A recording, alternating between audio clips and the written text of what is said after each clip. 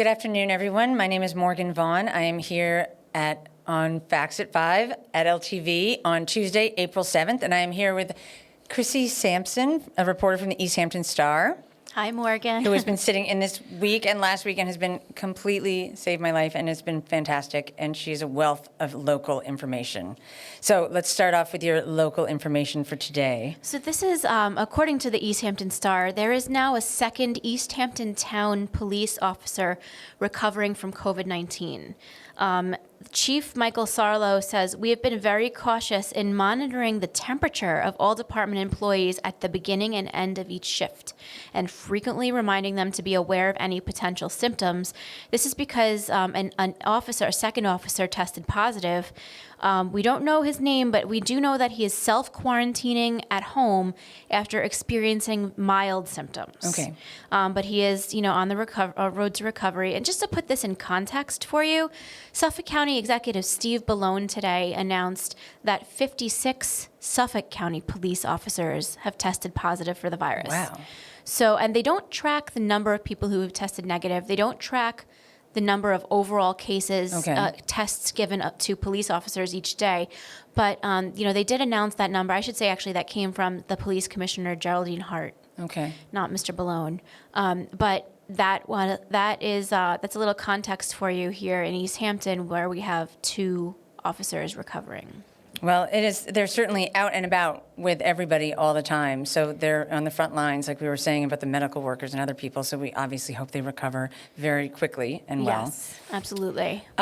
So we have our daily, we do the statistics, and they come out at 2:30. Today, unfortunately, we saw 64 deaths last night in Suffolk County, which brings the total up to 263. Is that what?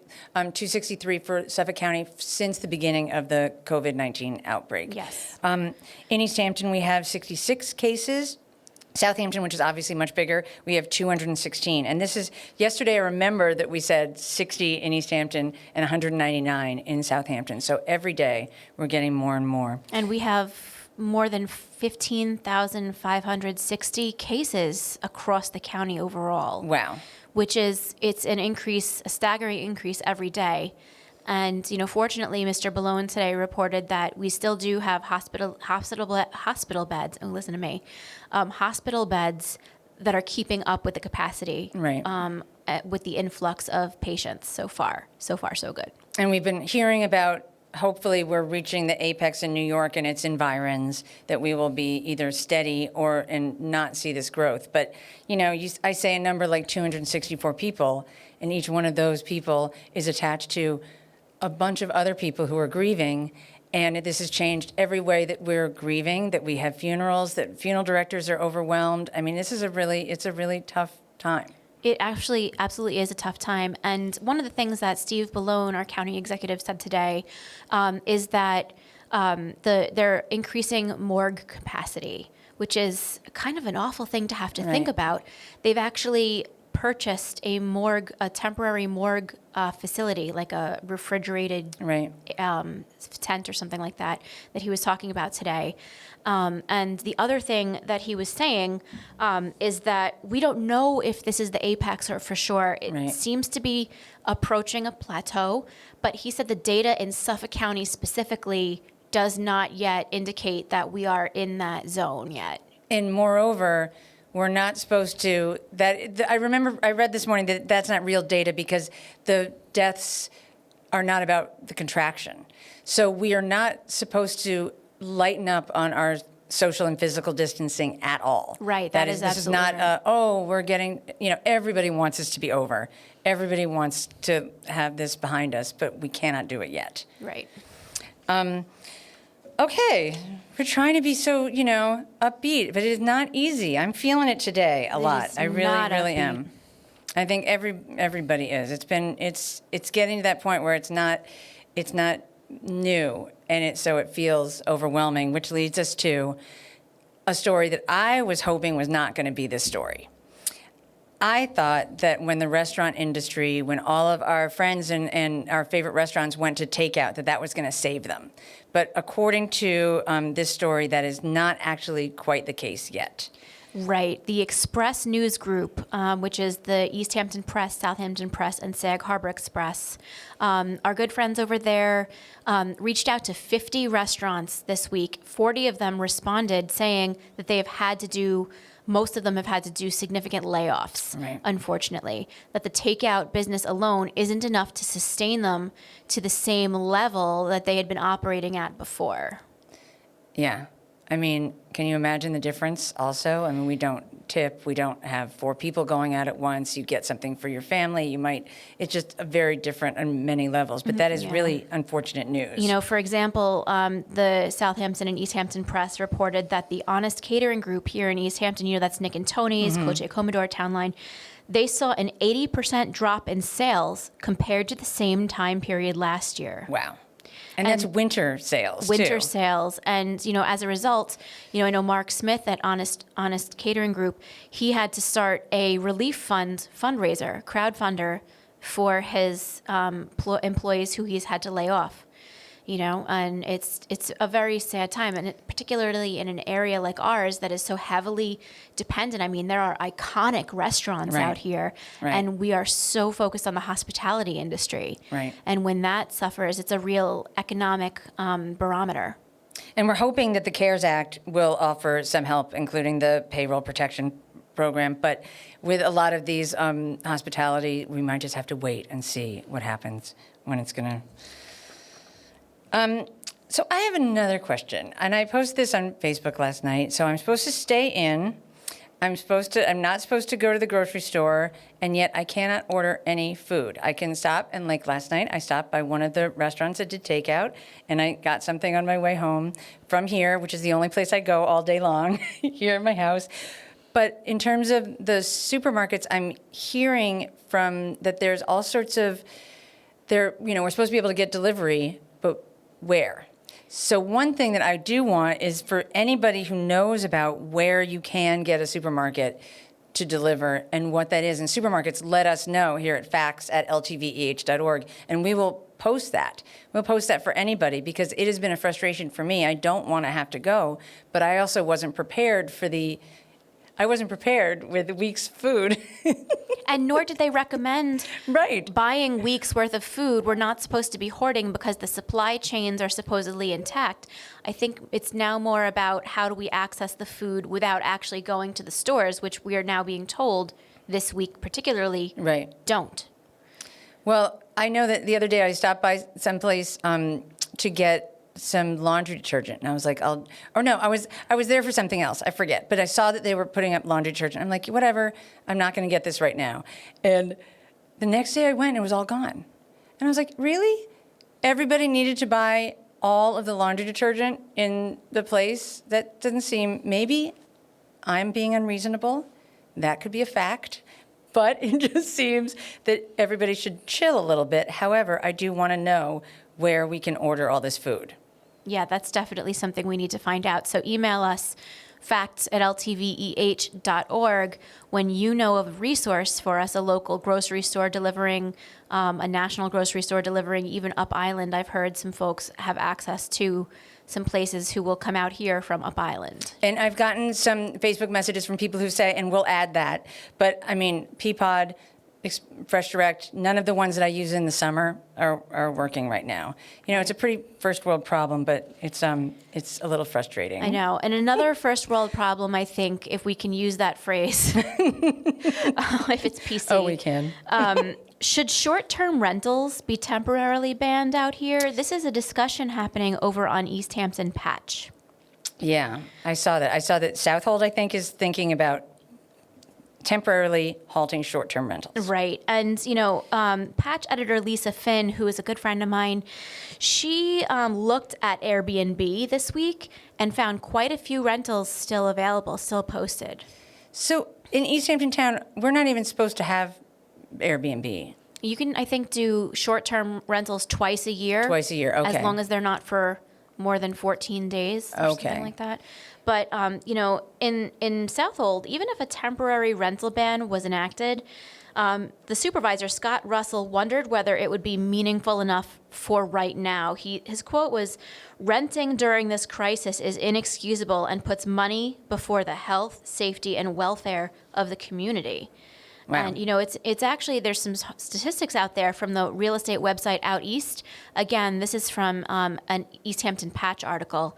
Out East says there was a 130% uptick in the number of renters contacting agents in this March compared to last year, and 53% more rentals were listed compared to the beginning of the month in March. That's amazing and understandable. I mean, I could understand doing that, but here's my other question. Did all of those people who rented starting April 1st or April 15th, are they quarantining for 14 days? I can't answer that question, Morgan. I mean, come on. You can. I don't know everything. I wish I did, but I don't. But I guess it's a rhetorical question, because that should be what they're doing. So are the real estate agents telling people this is what they do? Is there some kind of, understanding? Because if they're bringing their, germs from other places and introducing them to us, maybe that isn't the best situation. And that's part of it. I think that some of the supervisors, I can't remember, and forgive me which one, but it's sort of, a lot of these places have already been rented. Mm-hmm. It's almost like shutting the barn door after the horse is already bolted at this point. That's, I think, what Mr. Russell was referring to, is that analogy. Right. I mean, what are we going to do? Yeah. Oh, we do have some good news, though. Oh, okay. So there is a national organization called Supplies for Success. They're based in Sagaponack. And they have stepped up in a major way for local kids. Usually they hand out backpacks filled with school supplies at the beginning of every school year. But in light of COVID-19, they've shifted their focus. And right now they are raising money to provide free kits of art supplies and educational items like flashcards for the kids. So far, they have given more than 500 of these kits to the East Hampton School District. Oh, wow. And thousands more across Long Island. And 3 cheers for Supplies for Success. And their website, can we have it at the end? It's, yeah. I think I should be able to squeeze it. suppliesforsuccess.org. That's amazing. I mean, that is exactly what we need to be doing. Art supplies. Supplies. Just give me a few art supplies. I'm good. And, for everybody who's staying at home, I love it. Okay, so this is Holy Week. This is Passover. There is a lot of, this is a huge religious week for several religions. We, unfortunately, cannot gather together at all. Angela LaGreca is going to be speaking in the next 15 minutes to the very Reverend Father Denis Brunelle from St. Luke's and Rabbi Josh Franklin from the Jewish Center of the Hamptons. And they've worked out ways that they can have virtual Seder and virtual Holy Week celebrations, which I think is fantastic. Chrissy, anything else for today? I'm really looking forward to seeing what those faith-based services are going to look like, because, Passover, Easter, they're going to look different this year than they have in the past. And, happy holidays to everyone. But each of those holidays is literally about gathering together around a table of food, which we can't do right now. So we have to do it virtually. I'm looking forward to the interview. I am too. And to a wonderful Easter. All right. Thank you so much. Thank you, Chrissy. Thank you, everyone. Stay home. Stay safe.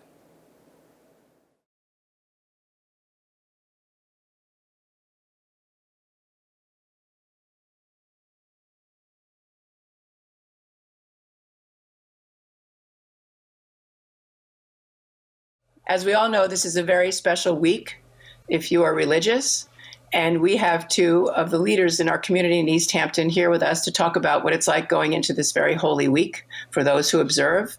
Our guests today are the very Reverend Denis Brunelle from St. Luke's Episcopalian Church and Rabbi Josh Franklin from the Jewish Center of the Hampton. Welcome. Thank you both for being here. I know that we're here in a way virtually. Father Brunelle, I'll start with you. First of all, welcome back. I know you've been away for several months. Tell us what's the state of everything at St. Luke's Church now. I know this is a new world for all of us. The bishop, who is the overseer for all the Episcopal churches on Long Island, closed down the churches when the first order came down from the state. And we've been closed down for over a month now. And right now the close down is supposed to last, unless that changes, till May 17th. So it's been a locked church. No one's been inside except either Mother Leandra, my assistant, or myself to do the Sunday service, so that as we do the Zoom modality for worship, they have the church in the background as kind of a way of placing themselves within the sacred space. We began Holy Week yesterday. We had about 100 people at our 10 o'clock service and maybe about 30 at the 8 o'clock service on Zoom. The hard thing that I found with the Zoom is that it tells you how many have checked in, but then there are a lot of couples on the one check-in, and so trying to get the number down is the hard part in all of it. I understand that. Well, so Rabbi Josh, I know that you have been using, obviously, social media at the Jewish Center in a variety of ways. Tell us what's happening at the Jewish Center these days, and how are you communicating with everyone? Sure. I like to say we're not closed, but we're virtually open. And that is, we have our entire community that is now online in every which way that you can possibly imagine. Of course, we've already been doing social media and emails, but now all of our classes are virtual through Zoom. Same with all of our worship services on Friday and Saturday for Shabbat.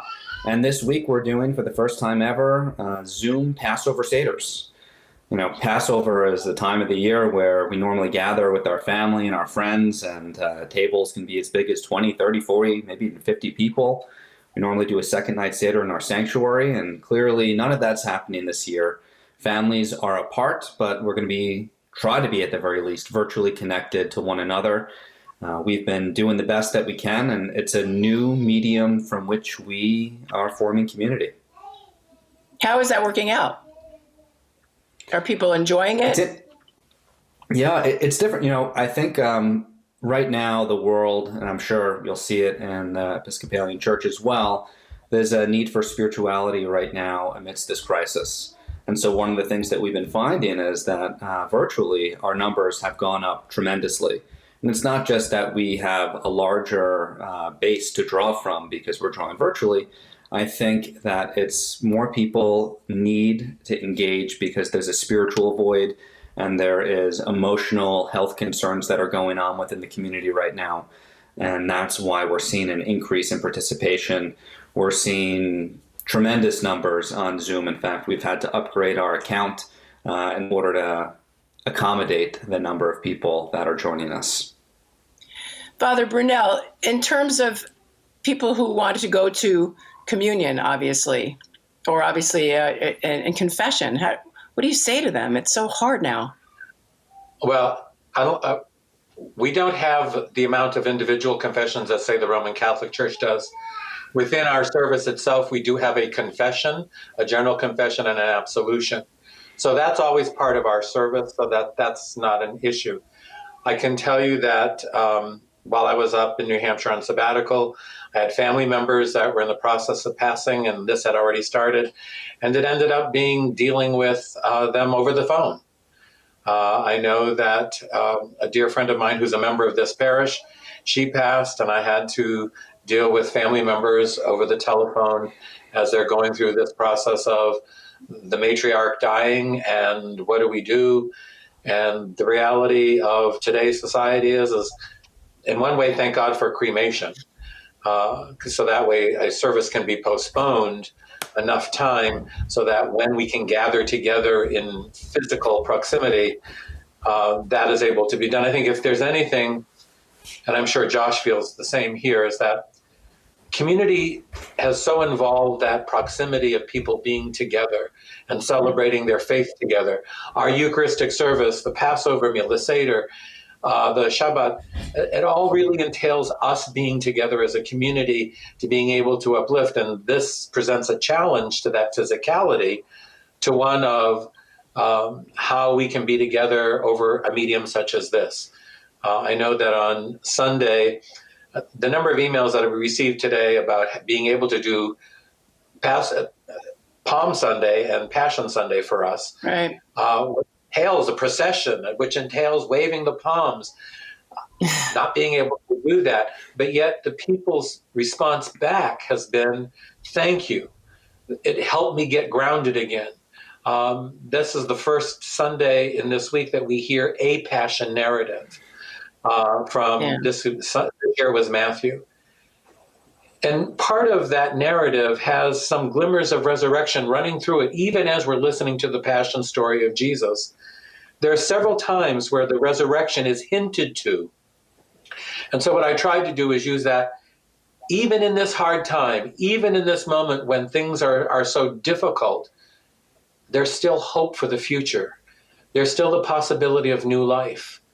And that what this week is about is that no matter how hard the story is, there's always hope at the end. And I think that's going to be the struggle for any clergy in the Christian tradition of how they convey that over a tool like this, which is God in some way. So that's, and I like the Seder meal being so important because you have people there. For us, communion is important, but we can't do it right now. We just Josh, can't. tell me, go ahead. Yeah. No, I don't mean to cut it. It must be very frustrating, and yet this is something, right, that connects people. It is something, and we need that connection. It would be nice to do things in a different way, or the way that we know. I mean, in terms of sitting shiva for people, Josh, and people passing, and what do you say to them? This is all uncharted territory, or at least I don't think anyone in recent memory can really figure this out. And I don't want to say we're making it up as we go along, but we're certainly trying to navigate the rules as we go along. Yeah. Funerals right now are being done only graveside. And on top of that, Shiva is more or less canceled. We don't want people traveling from place to place. Health, the community's health, is the number one priority right now. And unfortunately, that means Shiva has got to be delayed at the very least until after the virus passes. So there's so many things that we can't do the way that we normally did them, but most of the things we're figuring out how to best adapt so that we can still do them, albeit in a different way. You talked about Isaiah in one of your Zoom chats. I thought it was very interesting, Josh. About how many glasses of wine too. You were saying for I don't know if you wanted to comment on that. Sure. I talked about Elijah. I'm sorry. I'm sorry. That's right. It was Elijah. So Elijah the prophet Isaiah. He's a regular as a part of the Passover experience. It was close. The tradition I'm the last Catholic here, so give me. Look, Elijah is important in the Christian tradition as well.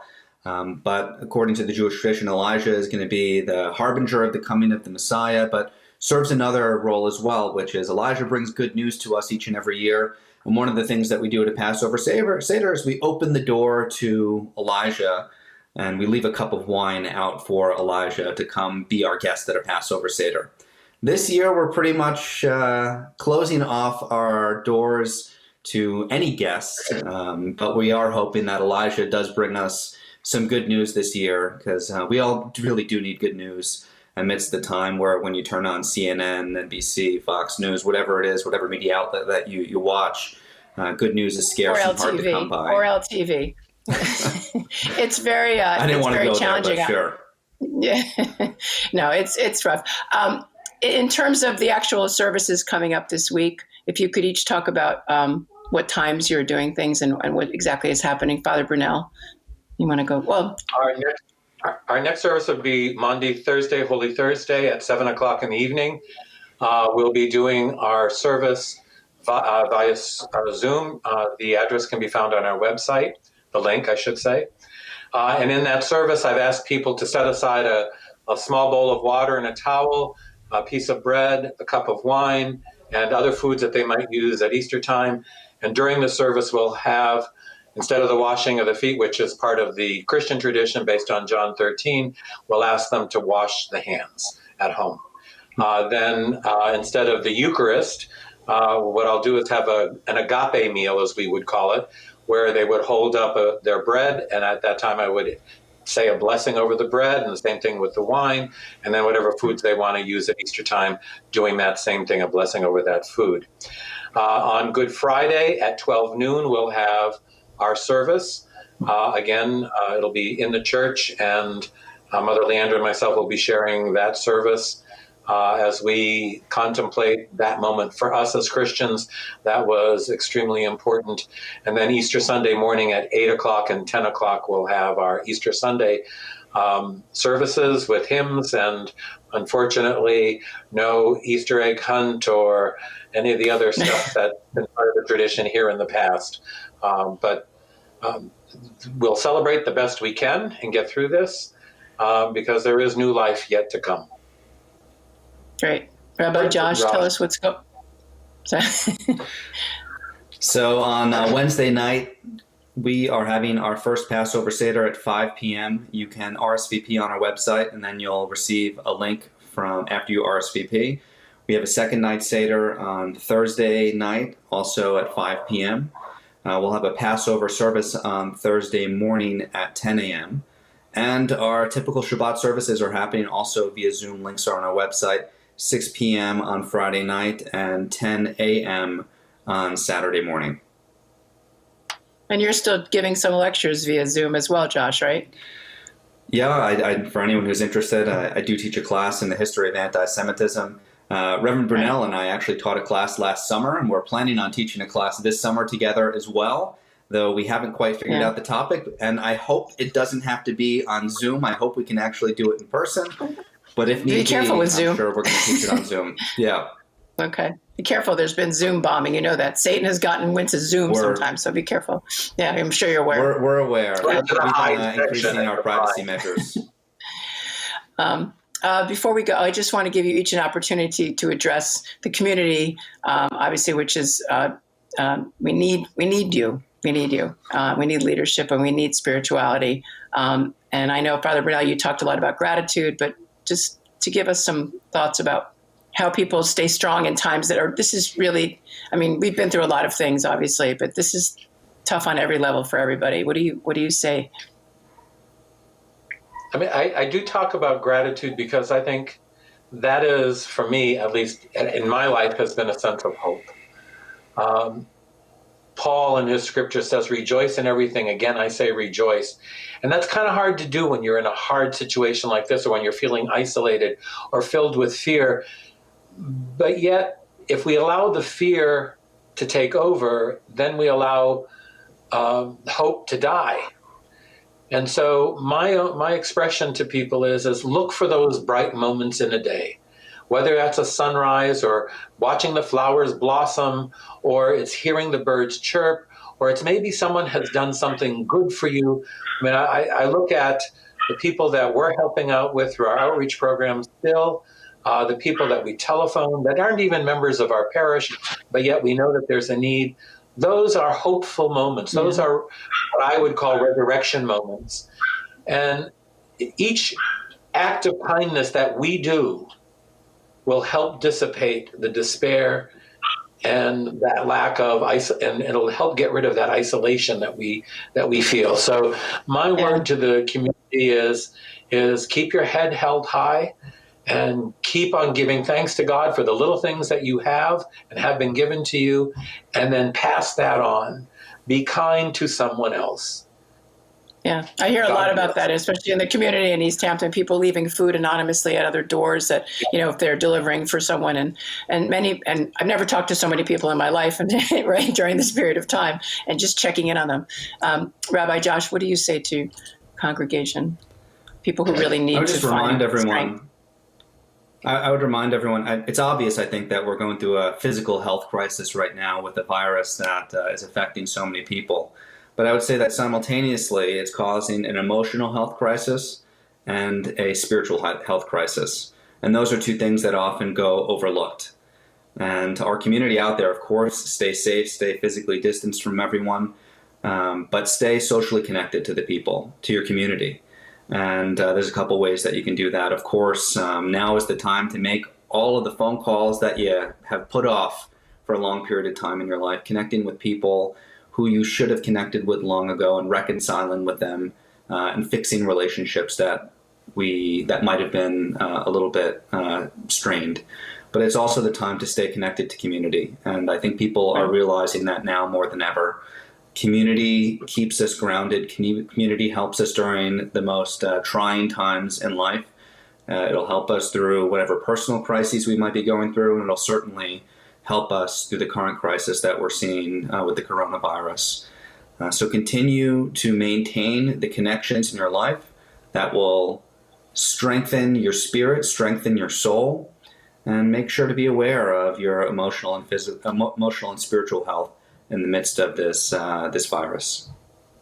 Thank you so much, Rabbi Josh from the Jewish Center of the Hamptons and Father Brunelle from St. Luke's Episcopal Church, both in East Hampton. We at LTV really appreciate you coming on and being with us today at Facts at 5. And thank you again, and wishing you the best. Thank you. We'll have Blessed information. Passover, Josh. Yes, and we'll have the information at the end of the show program. So we'll be saying, where everybody can zoom in and stream with you guys. So thank you again. God bless. Bye-bye. All right. Happy Passover.